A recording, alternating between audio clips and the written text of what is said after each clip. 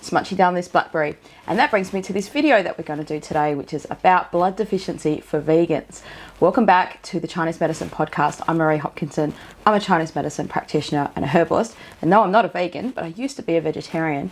And today's video, we're going to talk about what kinds of foods could help someone with blood deficiency in a Chinese medicine way who's also a vegan. So come along for the ride and I hope you enjoy this video. It's not going to be a super long one. So what we're going to talk about today is 3 specific foods that can help tonify blood if you're a vegan. And then towards the end of the video, I'm going to share some general principles of diet therapy and some other videos that I've done that might help you along the journey. So the first food I want to mention is this little buddy over here. And this is a blackberry. Now, if you live in Perth, where I live, these are really, really expensive. But they're beautiful and they're succulent. And one of the things that we think about with foods to help with different conditions is what's called in herbal medicine the doctrine of signatures. And even as I'm touching this, it's very hard for me not to sort of explode this with all the juice. These are so delicious. If you're from Perth, where I am, these are so expensive. This tiny little punnet, I've only eaten like 3 out of it, is like $5. If you're in Sydney and Melbourne, for some reason they're a little bit cheaper there. They must grow them more there. Maybe because Perth's so dry, they're hard to grow. Here. But that is super duper delicious. And blackberries are probably the best berry that you could have to tonify blood. So if you can buy them fresh like this, then that's the best way to have them. Now, if you can't get them fresh or it's just too expensive to have them like that all the time, then you can get the frozen ones. But I always try to avoid frozen berries from certain countries. If you're in Australia, you would have known about the hepatitis berry scare we had a few years ago actually, from berries from China. But just I've tried to avoid berries from China. I like to buy my berries from other locally produced if possible. But anyway, so berries are one of the best foods you can have as a blood tonic. So if you are a vegan, then you want to have blackberries in your diet. That's a good thing to have because naturally, even if you're not blood deficient now, being a vegan will make you more inclined to become blood deficient in Chinese medicine over time. Now, some people have different constitutions. That means they can withstand the detrimental effects of being a vegan in terms of the blood deficiency detrimental effects. I'm not saying it's all downhill, but that is a known factor. Now, like, I don't beat around the bush on this channel, so people who watch it know I just speak my mind.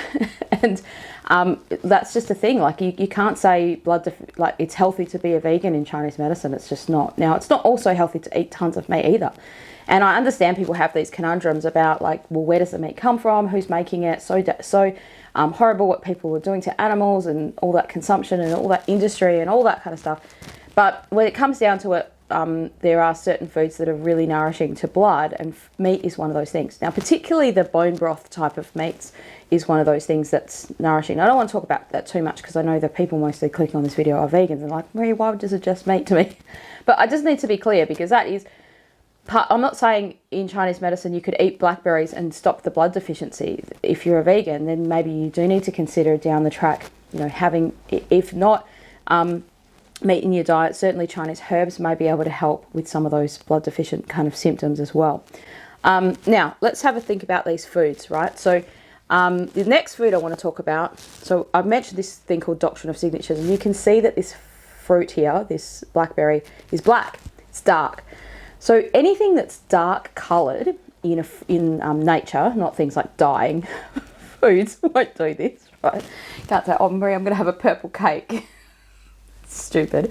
Eggplant is the second one I want to mention. So things that are dark coloured, black coloured, particularly dark red, these kind of things. So eggplant is another one of those foods. Now, I've seen also, I recently saw this TikTok, this Gordon Ramsay TikTok, where he made an eggplant steak, a vegan steak, and I was like, wow, that's really great.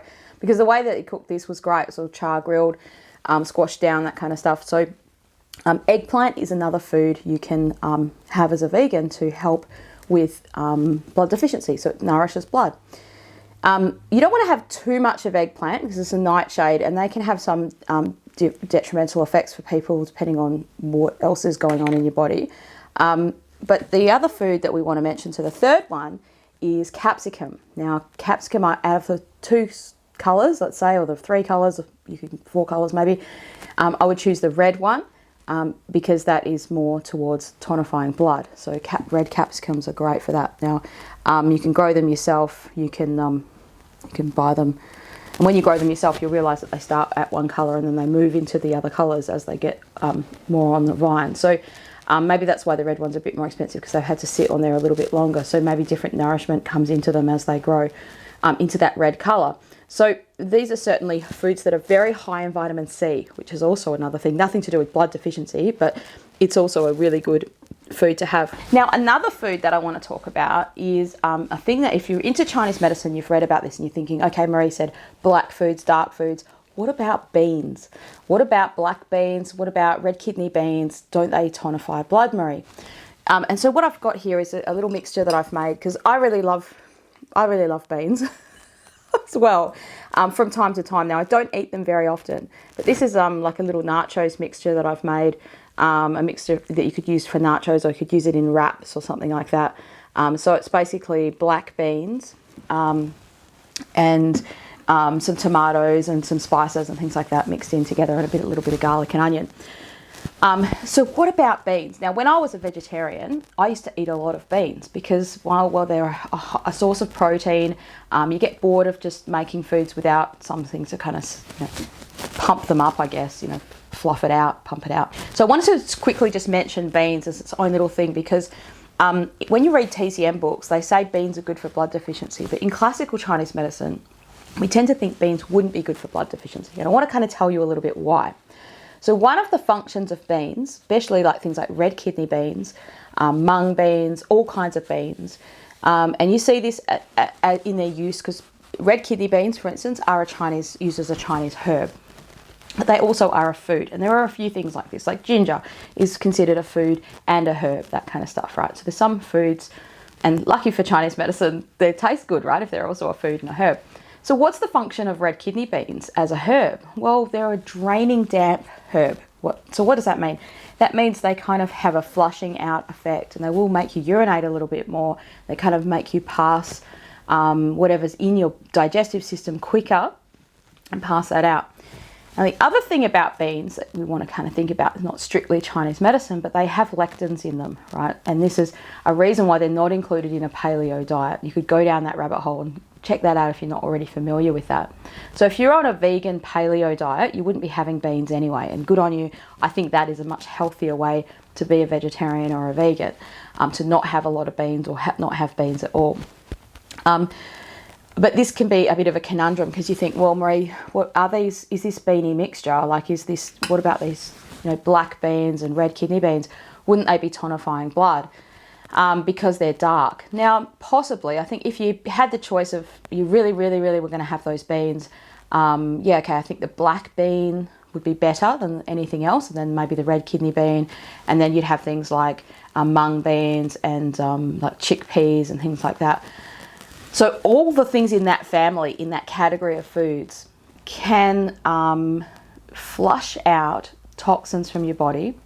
But in the process of flushing out those toxins, there are uses for those beans that flush out like tonification herbs that are used in Chinese medicine. How do we know this?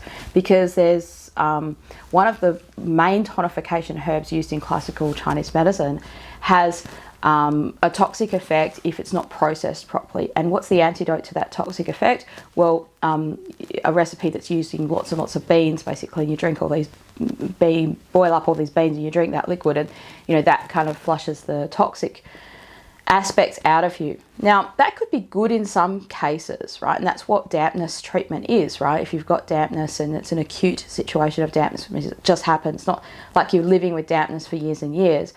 You may want to flush that out. Certainly if you've got food poisoning, yes, beans are great for that kind of stuff. But do you want to be doing that every day of the year? Do you want to be doing that as a regular basis, like kind of just constantly flushing out, giving your body that signal that that's what we're doing? The general principle of blood tonification, or any kind of tonification, would be to keep things in, right? To hold things in, right?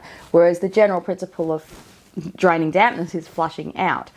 So it's kind of like you're either doing one or the other. So let's say I had a patient that came in and they had both let's say some kind of acute dampness situation and they were also blood deficient, we would have to treat one or the other. You can't treat both at the same time because they're opposite treatments. They'd be doing the opposite thing. So if we were to flush out that dampness, that might be what's needed at the start of the treatment. That wouldn't be for very long. It might be a week or 2 weeks or something like that, or even maybe a few days of treatment, and then you would get onto the blood tonification as long as all those other acute kind of dampness. So when I'm talking about that, you might have watched a video I made recently saying, do I have damp heat? That'd be a good video to watch. Because like if you had gastritis, like you have like a gastroenteritis or something like that, like you've eaten some bad food, you've got a bit of toxic food poisoning, you have vomiting, diarrhea, sweaty, that kind of thing. That's a type of dampness. So I thought I'd just kind of mention that because this beanie mixture is really it's really delicious. But for me, for instance, I would only have that very occasionally. I wouldn't make that as part of my regular diet just because you don't want to be constantly flushing that damp kind of situation. You don't want to be having that message going on in your body. Certainly if you're going through a period with your herbalist that you're tonifying blood, you're kind of wasting the blood tonic herbs by taking a lot of beans at the same time. I'll read a couple of bits from different texts. So this book here, The Healing with Whole Foods, I mentioned that a few times on this channel. So Pitchford, who wrote this text, he kind of has a slant on macrobiotics and certainly vegetarian and veganism. He likes that stuff, and I think most of his recipes don't include meat. So he says healing properties of legumes, azuki bean. Thermal neutral nature, sweet and sour flavour, influences heart and small intestine. Tonifies the kidney, adrenal function, detoxifies the body, removes heat conditions, disperses stagnant blood, reduces swelling and drying, used for damp and watery conditions. So that's good. There's no mention of it being as a blood tonic. So be careful when you're having those beans that's kind of flushing things out of the body, right? And dispersing is an opposite function to tonification. So that's good that he's kind of mentioned that. And then he said here, black bean, right? Warming thermal nature, sweet flavour. That's what I've put in this, right? The black beans. Warming thermal nature, sweet flavour, beneficial to the kidneys and reproductive function, builds yin and fluids. And then he says diuretic. So these are kind of two opposite things, right? Is it building fluids or is it making you urinate more? Is it pushing things out of your body or is it tonifying, keeping things in? Now, you could argue that by diuresing, like getting rid of the flushing out toxins or like helping your kidneys work properly like that, or increasing urination, if you had dampness, then that allows for fresh fluids to rejuvenate the area and that function to work properly or work better. But you can't sort of eat these foods thinking, oh, I'm tonifying my blood while I'm doing that, because they're not doing that directly. So let's see what this book says. This is another sort of much more textbook type of Chinese medicine food book. This is called Chinese Diet Therapy by Liu Jilin, edited by Gordon Peck. Older text. I used this when I was studying Chinese medicine, still used kind of in schools today. So red bean has a sweet flavour, neutral nature, a propensity for the spleen, large intestine, stomach, and small intestine channels. Sorry. It has the effects of reinforcing the spleen and removing damp, dispersing blood stasis and detoxification. So definitely more detoxifying. When they say reinforcing the spleen, they mean by, like, if you can remove the damp, you're letting that spleen flourish or that earth element flourish properly by getting rid of that stagnation. And so just be aware, right? That's all I want to point your attention to is, like I said, doctrine of signatures. Yes, okay, this is dark. These black beans are also dark. No, you cannot have them for those. It doesn't work like that for those foods. Berries themselves could be any kind of berry. So raspberries, blackberries, blueberries, they're all great for tonifying blood. Now, how would you eat these foods? Now, you can have some raw stuff in general. I'm going to move into the kind of general advice for vegans and vegetarians who've got blood deficiency. You would have heard me bang on this channel quite a lot about foods, eating cooked foods more than raw foods. And certainly if you're a vegan, you tend to, not always, but you tend to have a lot of raw foods more than cooked foods. And some people get into veganism because of the raw foods stuff. And look, different constitutions of people mean some people can tolerate that diet without too much detriment. But in general, raw foods are not advisable to have as the basic kind of diet. So can you have some raw? Yes, right? So things like blueberries and blackberries and raspberries, you don't need to cook them. You certainly don't need to cook these. You can just eat them as a snack. You can just have them as a fruit, as a food. You could chuck these into a congee, rice porridge, like at the end, so the piping hot porridge, or your oats, your porridge, that kind of stuff, if that's what you're having. And you could throw these in on top of that, and that would slightly warm them. But certainly foods like the eggplant or the capsicum here, you would want to cook those as much as possible. So like as in not cook them to oblivion as much as possible, but cook them the most times you have them, cook them. You could have some raw capsicum, I guess, you know, in salads or things like that as you go along. So in general, you want to have mostly cooked foods most of the time. And in winter, you want to have pretty much mostly all cooked foods for the winter time. And then in summer, you could have much more raw foods if your body's generally healthy. So I'd encourage you to click onto a couple of different videos if you haven't already. I've got a video called Why Eat Mostly Cooked Foods. And that kind of talks about what's the difference between a raw foods diet on our digestive system and a cooked foods diet. So your body tends to like warm, cooked and moist. It doesn't like cold, dry and raw. So that's one of the sort of fundamental basic understandings of Chinese medicine. The other thing I would suggest for people who are vegan or vegetarian is what supports your digestive system in Chinese medicine is we think of that as your earth element, your spleen and your stomach. The other groups of foods that support that are like root vegetables. So you don't have to have like a lot of potatoes because they're obviously very starchy and some people don't want to have that much carbs or things like that. But certainly anything that's yellowy or all your root vegetables like turnip, parsnip. So all of your root vegetables have a really good support for your earth element because they're growing inside the earth, under the earth. So things like turnip, parsnip, even things that are grown above the earth, like pumpkin, those hardier, they last longer kind of vegetables, those kinds of things are good. Sweet potatoes are great. So things that are grown underneath the earth tend to help support our earth element. And some of those things like turnip, parsnip, you know, you don't have, maybe you could have those as roast vegetables for sure. The other one that I didn't really bring in today, but the next vegetable I'd probably mention is beetroot.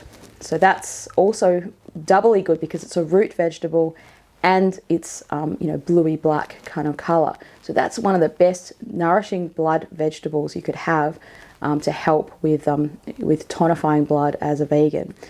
So I hope this video has been useful and helpful to you. It's just a short one today. And if it has, don't forget to leave a like or a comment, share it with your friends or other vegans, people that you know. And also I do online consults now for people. So if you want to ask a question, you can either put it in the comments below. That's totally fine. But if you want to have a chat with me one-on-one over Zoom or FaceTime or something like that, I do those consults for people. So I either do those for people who want like a second opinion. You might be already seeing another herbalist or an acupuncturist and you just want to have a chat about maybe a bit more about diet therapy or talk about what kind of, have a second opinion about your situation. But I also do those for people that want to see me as their practitioner for herbal medicine treatment. And certainly if you're in Australia, we can post the herbs to you, that's no problem. If you're in America, we can also post the herbs to you. Usually there's no problem there. And we can just discuss how you can get the herbs to you. If you're in different countries, there are ways to get them to you. And also some people want to just sort of investigate the process or have a chat with me before they go and see another practitioner. So that's the thing that's open to you. You can go onto my website. It's called bespokemedicine.net /online consultation. So if you go to that website, you'll be able to see where you can do that. You can book online with me. You can see all that sort of stuff there. I don't charge people like an exorbitant weird YouTube charge. I've seen some people with these channels and they're like $500 to talk to me for an hour. I'm just like, yeah, no. So you just get charged what I charge my normal patients. It's not like a weird exorbitant charge. So I hope that this video has been useful and helpful to you, and I look forward to seeing you again on the next video soon. Thank you so much for watching. Look at that. Yeah, so one of the things we think about is, oh, I've lost my foods. Oh no, what's happened there? Oh, we soldier on, don't we?